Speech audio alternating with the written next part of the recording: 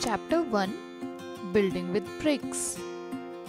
Hello students, let's learn some facts about a brick. A brick is of cuboid shape. A brick has 12 edges. A brick has 8 vertices. A brick has 6 faces. A brick is used for building walls and floors. Jagriti School in Murshidabad had different brick patterns on floors and walls. These are the 5 different patterns.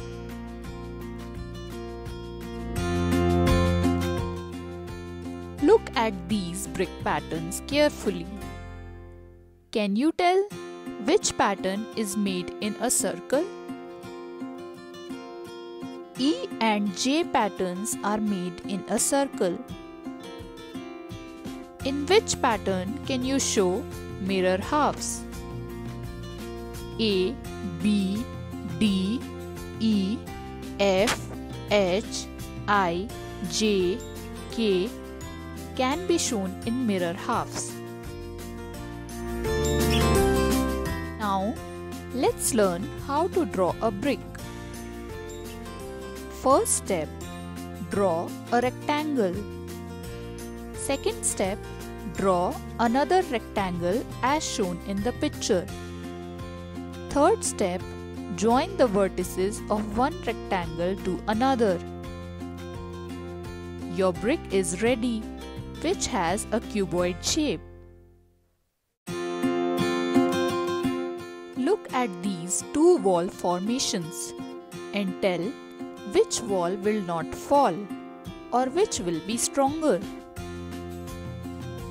The first wall will not fall as it is balanced properly.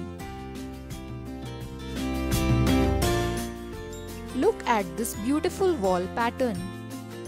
These are called jali patterns, which have cut patterns in walls. Look at this design. It is called Jharokha pattern because it has a window in it, also known as Jharokha. Look at this design. It is called an arc pattern because of the bricks are placed in the form of an arc. Now, look at these pictures and identify which of these are jali, jharokha and arc patterns. A, B and E are jali patterns. D and F are jharokha patterns. B is an arc pattern. This is a kiln. Bricks are made in kiln, which is a hot chamber where clay is turned into bricks. Look at this picture and correct the sequence of making bricks. The first step of making a brick would be digging the clay. So, in picture C, the digging of clay is happening. The second step would be preparation of clay. In picture D, preparation of clay is happening. The third step would be molding of clay. In picture B, molding of clay is happening. Then, drying of raw bricks is the last step. In picture A, drying of raw bricks is happening. After this, burning of bricks is done in a kiln. Let's find the cost of some bricks through unitary method. In problems related to unitary method, the cost of many things would be given. We have to find out the cost of many more or less things. Doing this, we first go from many to one and one to many.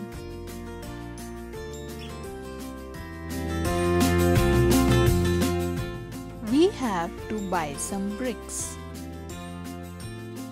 There are 1,000 bricks. The cost of 1,000 bricks is rupees 1,000. But we need 3,000 bricks. So here we first need to find out the cost of one brick. To get the cost of one brick, we have to divide the total cost of bricks with the total number of bricks. So here we divide 1,000 with 1,000, which is 1. Therefore, the cost of one brick equals to rupees 1.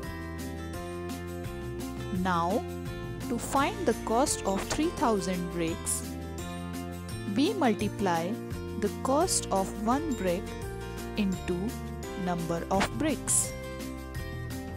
So, rupees 1 multiplied by 3,000 equals to rupees 3,000.